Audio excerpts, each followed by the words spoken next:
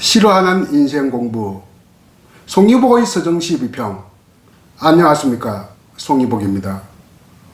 오늘은 설도 김억의 동심초에 관해서 강의를 할까 합니다. 먼저 작품부터 들어보시죠. 동심초 설도 김억.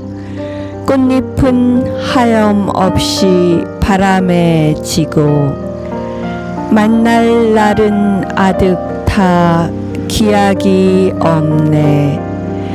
무어라 맘과 맘은 맺지 못하고 한갓되이 풀림만 맺으려는고.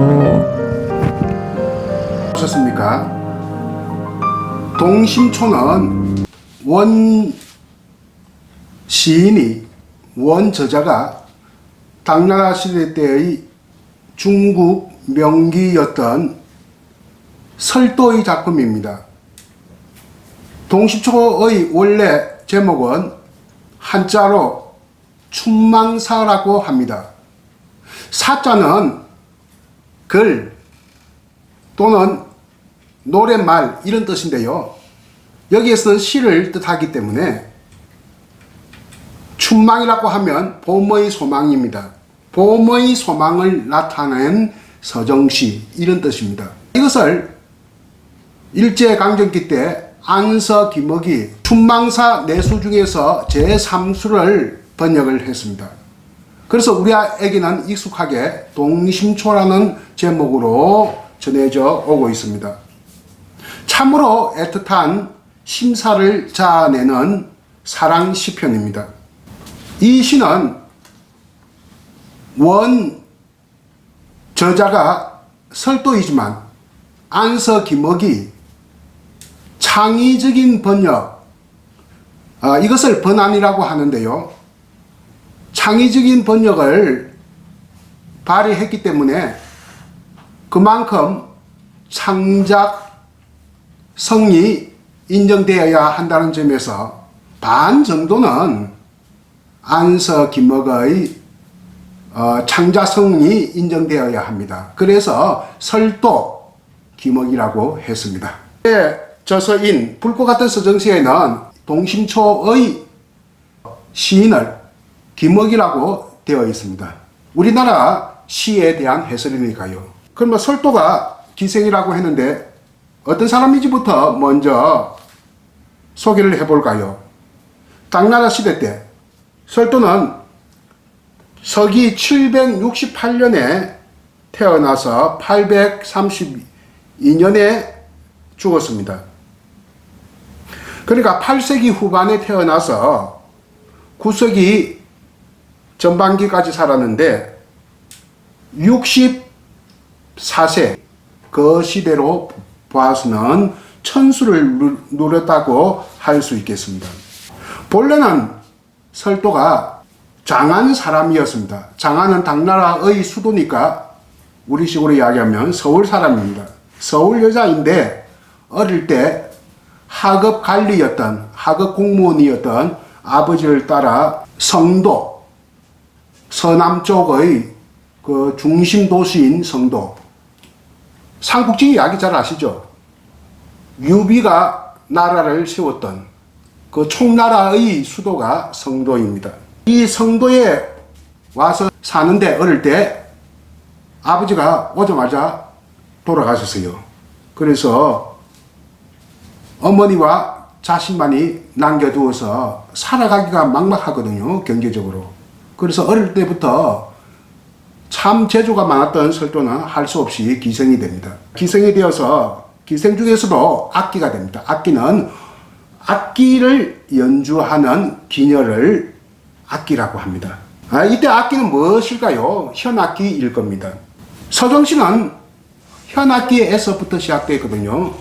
영어로 서정시는 리릭이라고 하는데 고대 그리스의 현악기인 라이어에서 비롯되었다고 해서 리릭이라고 합니다.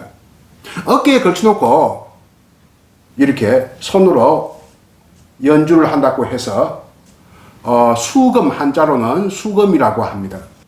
서정시는 악기와 상당히 관계가 있습니다. 중국에서도 비파, 공우 같은 현악기가 있어서 비파, 공우를 가지고 시를 음악으로 연주를 했습니다. 공후는 여러분 잘 알죠? 고조선시대 때의 공후인이라고 하는 우리나라 고대 가요가 있지 않습니까? 이때 인자는 끌어당길 인자이지만 노래 가자와 같은 개념입니다. 공후의 노래. 중국은 지금도 이 공후라는 악기가 남아 있습니다. 비파는 라이어에서 개성을 해서 라이어, 루트, 비파, 우리나라에 와서는 향비파로 이렇게 이름이 바뀝니다.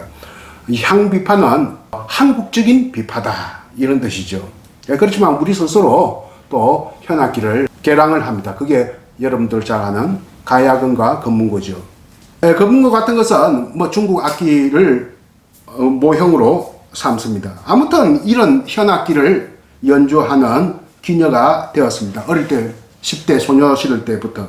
그러다 보니까 노래말을 익혀야 되겠고, 남의 노래말, 남의 시를. 그러다 보니까 자신의 어떤 시심이 이렇게 서서히 성장을 하면서 시인이 되는 겁니다. 그래서 악기 연주하는 재능보다 오히려 시를 짓는 재능이 더 압도적으로 이렇게 성장하게 되는 것이죠. 송도에서 어릴 때 정착해서 늙어 죽을 때까지 그녀는 살았습니다. 17살 때 그 성도에는 가장 높은 뱃을 아치가 사천절도사입니다. 거기가 사천성이거든요. 사천절도사 위고라고 하는 사람이 처음으로 기녀의 몸으로서 부름을 받고 악기도 연주하고 시도 짓고 하니까 너무나 재주가 있거든요. 그래서 어차피 기녀는 공무원이거든요. 너는 이렇게 재주가 너무 많으니까 악기 연주, 시 짓는 거 외에도 벼슬자리를 하나 따라줄 테니까 그걸 해라. 그 일을 해라. 그것이 교서입니다. 학교할 때 교자, 글서자. 이게 무슨 말이냐 하면 공문을 작성하고 도서를, 책을 관리하는 그러한 일을 하는 공무원입니다. 여자가 이런 그 교서 자리를 받기는 옛날에 힘들었으니까 앞에 특별하게도 계집 여자를 붙여서 교서라고 하죠. 그래서 설도는 죽고 난 다음에도 여교서, 설여교서 뭐 이런 말을 갖다가 많이 씁니다. 두보를 공부라고 하는 거 학업 관리를 했거든요. 그래서 두보를 두공부라고 합니다. 그래서 두보의 문집을 두공부집이라고 하죠. 오래 늙을 때까지 오래 살았으니까 그 사천 성도에서 11명의 절도사에게 부름을 받고 시를 짓고 연주를 하고 뭐 좀 늙어서는 나이가 돼서는 연주를 하지 않겠죠. 당시에 당나라 천하의 시인들과 결혼을 하고 이렇게 시를 주고받습니다. 시를 주고받는 것을 창화라고 합니다. 노래할 창자에다가 화평할 때 하자, 부드러울 하자. 이 창화, 많은 시인들과 창화를 했습니다. 그래서 백거이, 그 당시에 유명한 백거이, 원진, 두목 같은 이런 당대 최고의 시인들과 창화를 합니다. 다 대부분 연하의 남자들입니다. 자기는 이렇게 젊을 때는 악기를 연주하고 조금 나이 들어서 시를 썼으니까 아무래도 시를 쓸 때는 연하의 남자들과 교류를 하게 되는 거죠. 자, 백거이는 굉장히 유명합니다. 당나라 시를 때 202보 다음 가는 그 왕류와 비슷한 제 두 번째 단계의 시인이라고 할 수 있겠죠. 백거이는 설도보다 4살 아래의 연하의 남자고 또 원진이라고 하는 천재 시인이 있었어요. 11살 아래의 연하의 남자고 두목이라고 하는 또 대단한 시인이 있었는데 35살 아래의 연하의 남자니까 거의 아들뻘 되는 그 시인이었다. 이런 사람들과 서로 교류하고 시를 주고받다 보니까 자연히 남녀간의 이성의 감정, 연인의 감정을 가지게 되는데 그 대표적인 그 중에서 한 사람이 원진입니다. 원진은 11살 아래의 연하의 남자에게 연인의 감정을 가졌지만 여인이 되지 못합니다. 어쨌든 설도는 뒤에 돈을 내고 기적으로부터 벗어나서 자유롭게 생활을 하게 됩니다. 그 성도에 시냇가 완하계라고 하는 졸졸 흐르는 시냇가 그 쪽에 가장자리에 집을 짓고 또 누각을 짓습니다. 엄시류, 시를 엎는, 엎조리는 누각이라는 누각을 짓고 거기에서 사는데, 성도를 중심으로 하는 그 사천성은 종이 문화가 굉장히 발달했어요. 그래서 그녀 자신이 무늬를 새긴 색종이를 많이 제작했습니다. 이것이 지금까지 전해져 오고 있습니다. 수백 년이 지났지만 이것을 설도전이라고 해요. 그는 평생 시를 적은 편수가 한 500편 되는데 지금 전해져 오고 있는 것은 한 90편 정도 된다고 합니다. 저도 여행을 많이 다녔습니다만 가장 기억이 남은 것은 지금부터 9년 전 2011년에 중국 사천청 관광을 했습니다. 많은 시인들, 문인들과 함께요. 그래서 아미산, 그 눈 내리는 아미산도 올라갔었고요. 물론 관광버스를 타고 중턱까지 올라갔습니다만. 그리고 성도시를 다 돌아다니고 학술회의를 또 가졌습니다.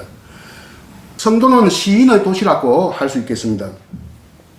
두부가 이쪽에서도 머무르기 때문에 두부 초당이 남아있고요. 또 그리고 철도를 기념하기 위해서 공원을 만들었습니다. 그것이 만경루 공원이죠. 신기한 대나무, 수십 가지 대나무가 심겨져 있어서 대나무 공원으로 잘 알려져 있습니다. 그쪽 서쪽에, 그 공원 서쪽에 설도의 묘가 지금까지 전해지고 있다고 합니다. 그런데 또 재미있는 것은요, 지금 현대의 설도라고 하는 여성 시인도 지금 살고 있다고 해요. 누구냐 하면 한자로는 적영명, 적자 꽝적자, 영원할 영자, 밝을 명자. 자, 중국말로 읽으면 자이융민이라고 하는 여성 시인이 있는데요. 지금 나이가 좀 많습니다만, 우리나라 인사동 같은 골목길에서 술집을 경영하는데 술집 이름이 바이에, 한자로 쓰면 백야, 흰백자, 밤야자, 백야라고 하는 바이에라고 하는 술집을 운영하는 여성 시인, 나이가 좀 됐습니다. 자오융민이 있는데 지금 그 중국이 얼마나 인구가 많습니까? 지금 현존하는 중국 시인 10명을 꼽아라 하면 꼽히는 아주 명시인입니다. 한국에서 10명 안에 드는 시인하고 중국에서 10명 안에 드는 시인은 차원이 다르죠. 인구수에 대비할 때 말이죠. 그래서 중국의 많은 시인들, 문사들이 이 술집을 찾는다고 합니다. 찾아서 자이융민과 대화를 하고 서로 문인으로서, 시인으로서 교류를 하고 왕래를 하는 것이 아주 잘 알려진 이야기라고 합니다. 현대판 설도 자이융민 이야기까지 했으니 이제는 동심초 시를 보겠죠. 자, 아까 이야기했지만 그 시의 원래 제목은 춘망사, 봄의 소망이라고 했습니다. 그 중에 내수 중에서 제 세 번째가 동심초로 안서 기목이 수령했다고 되어 있습니다. 고온으로 된 시입니다. 그러니까 한자 5자로 되어 있으니까 기성정렬로 하면 모로 합해서 20자밖에 안 됩니다. 20자, 풍화 일장로, 가기 유묘묘, 불결 동심인, 공결 동심초. 아주 간단합니다. 안서 기목은 일제강점기에 중외일보라고 하는 신문이 있었는데요. 중은 가운데 중자, 서울을 뜻하고 외하는 것은 지방입니다. 서울과 지방에 두루 퍼지고 있는 신문이라는 뜻에서 중외일보라는 신문이 있었는데요. 중외일보 1930년 9월 4일자에 이 시를 춘망차 제3수를 처음으로 번역해서 발표를 합니다. 그리고 후년이 지나서 2년이 지나서 또 두 번째 역본을 또 2년이 지나서 세 번째 역본, 이렇게 일제강점기만 해도 이 텍스트 역본을 4번 발표를 한대. 세 번째 발표한 역본이 1934년에 발표했는데 이것이 우리가 잘 익히 알려진 방직후 작곡가 김성태 님이 작곡한 동심초 제1절입니다.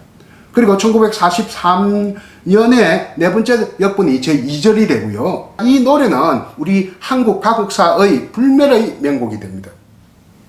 유명한 소프라노 가수치고 조수미 같은 소프라노 가수치고 안 부른 사람이 없을 정도입니다. 중간에 직역부터 먼저 해볼까요? 안석기금은 왕성한 창작력을 발휘해서 어역을 냈습니다. 그러니까 저작권이 한 반은 가지고 있다 이렇게 봐야 되는 거예요.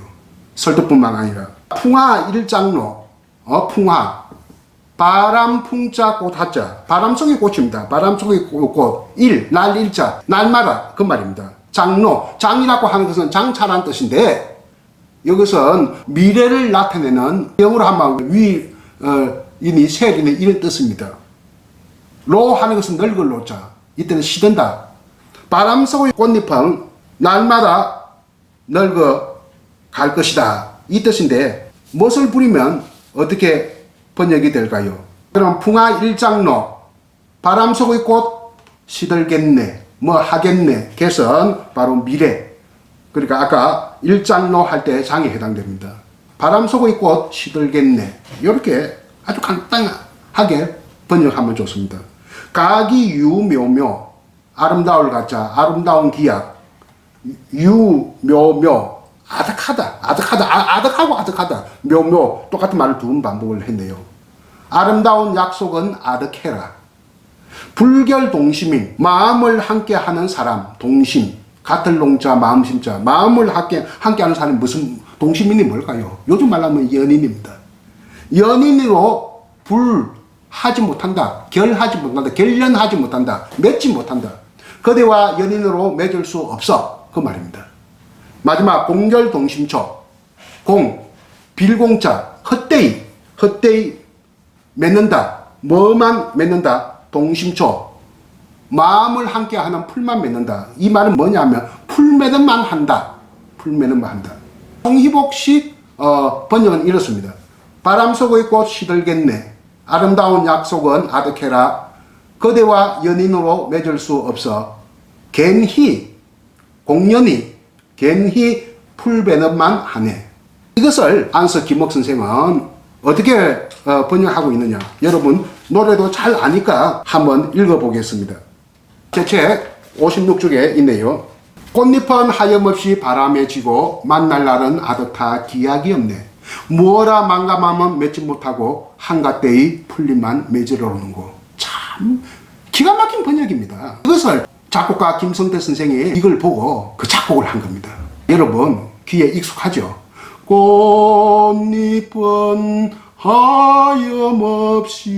하염없이 바람에 지고 이렇게 불리는 노래입니다.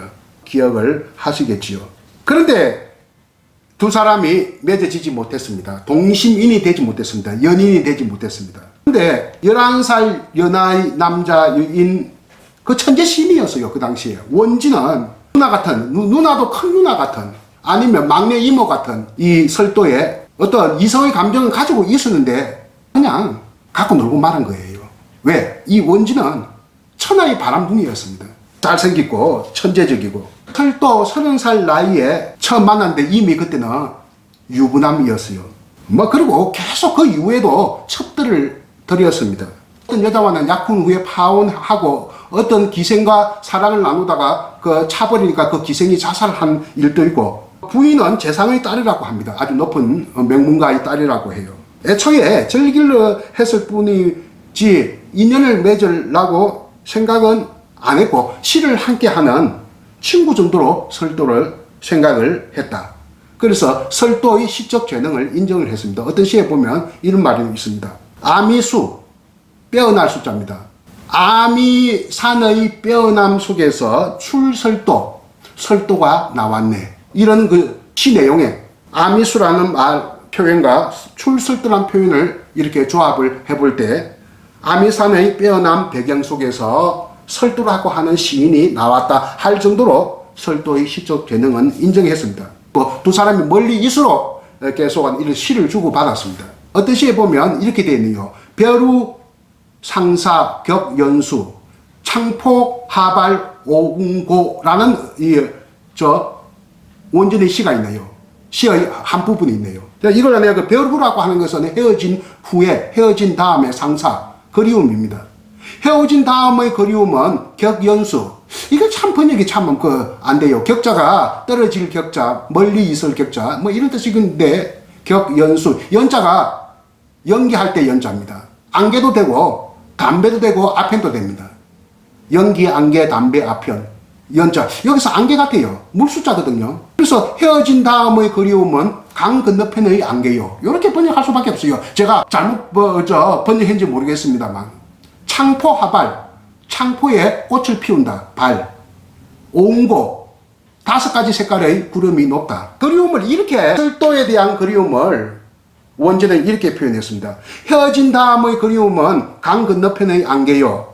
창포가 피운 꽃, 하늘 높은 오색구름. 이렇게 비유적인 표현을 사용했네요. 안개, 창포꽃, 오색구름. 이렇게. 그러니까 좋아하긴 했지만 결정적으로 이 두 사람이 서로 맺어질 수 없던 2가지 조건이 있습니다. 하나는 삼각관계. 서로 적지 않은 시를 주고받으면서 창화를 했지만 삼각관계. 위시라고 하는 성을 가진 여인을 좋아했다고 해요. 젊은 여자니까. 원진이 사랑했고, 이것도 조건이 맞지 않고, 이제 사랑할 나이에 설도는 이제 40줄에 접어든 나이거든요. 또 신분도 기녀란 말입니다. 그 신분도 맞지 않고, 원진은 흘러가는 바람의 남자입니다. 그러니까 바람둥이입니다. 바람둥이. 흘러가는 바람의 남자고, 바람 속의 남자고, 설도는 바람 속에 시드는 꽃잎 같은 여인이에요. 바람 속에 시들은 왜? 나이가 39이니까. 40줄에 된 39이니까. 그래서 동시민적 연인으로 맺어지지 못했다 하는 얘기가 되겠습니다. 동심으로 맺을 가능성이 애초에 없었다. 사랑하는 마음을 함께 나눌 수 있는 사람이 아니었다. 그러니까 인연이 없었다 하는 겁니다. 한갓대이, 한갓대다 라는 말이나 한갓대이, 풀리만 맺으려는 거. 그 사람과 원진이라는 남자와 연하의 남자가 이게 마음이 맺어지지 않으니까 이제 공연이 헛되이 뭘 한다? 풀리만 이렇게 맺는다. 이게 동심초예요. 동심초. 풀리만 맺는다. 한갓대다 이 말은 평안도 방언으로 알려져 있는데 그런데 용례가 없어요. 용례. 그래서 김억 자신의 방언이 아니겠느냐. 개인 방언이라는 것도 있거든요. 지역 방언이 있고 또 개인 방언이 있거든요. 한갓대다. 한갓대이 이 용례는 거의 찾을 수 없고 유일한 용례가 딱 하나 있습니다. 1979년에 시를 적은 오래된 원고 뭉치를 발견합니다. 이것이 누구 것이냐? 김소월 것이냐? 김안석 것이냐? 안석, 김억 것이냐? 이 사제를 놓고 서성과 제자를 놓고 누구 것이냐? 많은 그 논의도 하고 국가 필적 감정소 에 안에 의뢰도 하고 해서 결국 김소월의 원고다 하는 것이 결정되었습니다만 아직도 김억의 원고인지도 모른다 하는 생각이 없지 않습니다. 거기에 발굴된 원고 뭉치 중에서 실버리라고 하는 시가 있는데 물론 김소월 것이라고 지금 보고 있습니다만 제가 보기에는 90%는 김소월 것, 10% 정도는 거의 서성인 안석 김억 것이다 이렇게 보는데 그때 1979년에 발굴된 시를 바로 노래를 대중가요로 만들어버렸어요. 어느 작곡자가 만들었는지 작곡했는지는 모르겠습니다만 그때 노래는 희자매가 불렀어요. 그 희자매 중에 한 사람이 인순입니다. 인순이라면 지금 국민 가수로서 잘 알려져 있지 않습니까? 네, 거기 보면 실버대를 보면 한갓대가 딱 한 번 나옵니다. 한갓대이 실버를 바람에 널고 하는 부분이 있어요. 한갓대이 실버를. 한갓대다 라는 용례 딱 한 가지밖에 없어요. 한갓대라는 말을 본다 하면 이게 김소월 시가 아니라 김억 시 같은 느낌도 듭니다. 한자 원문에 보면 한갓대이를 공으로 표현되어 있거든요. 빌공자. 그러면 공하고 관계에 있는 우리 말은 공연입니다. 공연이. 이것을 줄이면 괜히가 되죠. 또 그리고 빌공자, 헛공자이니까 헛되이, 공연이 헛되이, 쓸데없이. 물론 조금 뉘앙스는 다르지만 매우 적절한 표현도 하나 있어요. 덧없이. 저는 딱 이게 한갓대이가 덧없이로 이렇게 딱 바꿔놓으면 아주 좋다고 봅니다. 덧없이 실버러리 늙어만 가네. 한갓대이 풀림만 맺으러 놓은 거. 덧없이 약간 뉘앙스는 다릅니다만 괜찮습니다. 좋은 편입니다. 근데 한갓대다. 한갓지다라는 말에는 있거든요. 서울 사람들 많이 쓰는 한갓지다. 그거하고 전혀 다른 말입니다. 한갓대다, 한갓지다는. 그래서 한갓대다, 한갓대이는 동심초의 거의 유일한 용례다.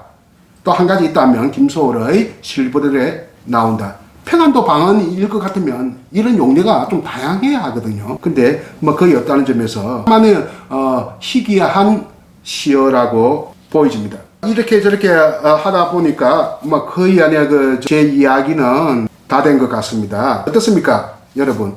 이루지 못한 사랑에 대한 그 애달픈 감정을 표현한 설도 김억의 동신초. 가곡으로 만들어져서 오래도록 국민들의 사랑을 바라온 국민가곡 동신초. 이것을 오늘 한번 생각해 보면서 오늘 제 강의를 마칠까 합니다. 또 다음에 여러분을 찾아뵙겠습니다. 감사합니다. 동심초 설도 김억 꽃잎은 하염없이 바람에 지고 만날 날은 아득하 기약이 없네. 무어라 맘과 맘은 맺지 못하고 한갓되이 풀림만 맺으려는 곳